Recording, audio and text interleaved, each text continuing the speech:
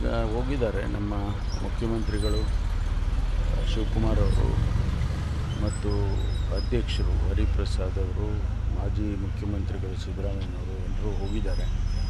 ವರಿಷ್ಠರ ಜೊತೆ ಚರ್ಚೆ ಮಾಡಿ ಅವರ ಅನುಮತಿಯನ್ನು ತೆಗೆದುಕೊಂಡು ಬಂದು ನಂತರ ಮಾಡ್ತಾರೆ. ಶುಕ್ರವಾರ ಆಗೋದು ಅದು ನೋಡಬೇಕು. ಈಗಿನ ಬೆಳವಣಿಗೆ ಮಧ್ಯೆ ಆಗುತ್ತಾ ಅಂತೇಳಿ ಅದನ್ನೇ ನೋಡಬೇಕು. ಯಾವುದು ಯಾವ ರೀತಿ ಬೆಳವಣಿಗೆ ಆಗುತ್ತೆ ಅನ್ನೋದು ಬಹುಶಃ ಮಧ್ಯಾಹ್ನ ಅಥವಾ ಸಂಜೆ ಗೊತ್ತಾಗುತ್ತೆ. ತುಮಕೂರಿಗೆ ಮತ್ತೊಂದು ಸಚಿವ ಸ್ಥಾನ ಕೊಡಬೇಕು ಅನ್ನುವಂಥದ್ದು ಕೂಗಿರ್ತಕ್ಕಂಥದ್ದು. ಕೊಡಬೇಕು ಅಂತ ನಾನು ಹೇಳಿದ್ದೇನೆ. ಯಾಕೆಂದ್ರೆ ನಮ್ಮ ಜಿಲ್ಲೆ ದೊಡ್ಡ ಜಿಲ್ಲೆ. ಮೊದಲು 13 ಕ್ಷೇತ್ರ ಇತ್ತು, ಈಗ 11 ಕ್ಷೇತ್ರ ಇದೆ. ಹಾಗಾಗಿ ದೊಡ್ಡ ಜಿಲ್ಲೆ, ಮತ್ತೊಂದು ಸಚಿವ ಸ್ಥಾನ ಕೊಡಿ ಅಂತೇಳಿ ನಾನು ಕೂಡ ಹೇಳಿದ್ದೇನೆ. ಅದು ಹೇಗೆ ಅವರು ಮಾಡ್ತಾರೆ ನೋಡಬೇಕು. ರಾಹುಲ್ ಗಾಂಧಿ ಅವರು ಮೋದಿಯವರೇ ರಾಜೀನಾಮೆ ಕೊಡಬೇಕು, ಇದಕ್ಕೆ ಅವರೇ ಜವಾಬ್ದಾರಿ ಅಂತ ಹೇಳ್ತಾರೆ. ಇದು ಸತ್ಯ? ಜವಾಬ್ದಾರಿ ಸ್ವಾಭಾವಿಕವಾಗಿ ಜವಾಬ್ದಾರಿ ಇದ್ದಾಗ ಆ ಮಾತನ್ನು ಹೇಳ್ತಾರೆ. ಈಗ ಧರ್ಮೇಂದ್ರ ಪ್ರಧಾನ್ ಅವರು ಖಾತೆಯನ್ನು ವಹಿಸ್ಕೊಂಡಿದ್ದಂಥವ್ರು, ಅವರ ಜವಾಬ್ದಾರಿ ಇದನ್ನೆಲ್ಲ ನೋಡಬೇಕಾಗಿದೆ. ಅದಕ್ಕೋಸ್ಕರ ಅವರ ರಾಜೀನಾಮೆಯನ್ನು ಕೇಳ್ತಾ ಇದ್ದಾರೆ.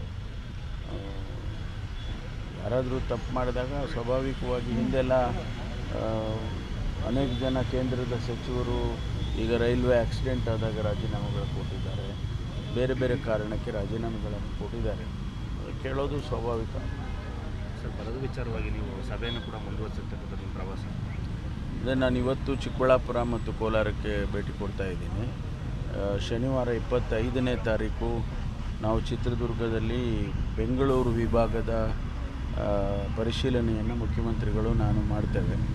ಈಗಾಗಲೇ ಬೆಳಗಾಂ, ಗುಲ್ಬರ್ಗ ಡಿವಿಷನ್ಸ್ ಮಾಡ್ಕೊಂಡು ಬಂದಿದ್ದೇವೆ.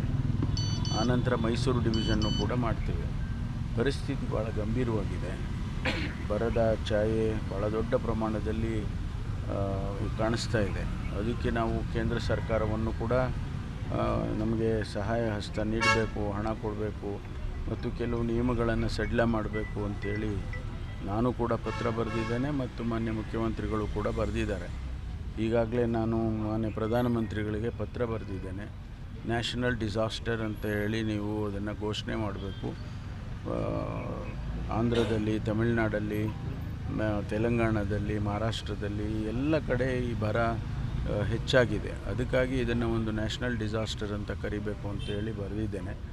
ಅದಿನ್ನೂ ಯಾವುದೇ ರೆಸ್ಪಾನ್ಸ್ ಬಂದಿಲ್ಲ ನನಗೆ.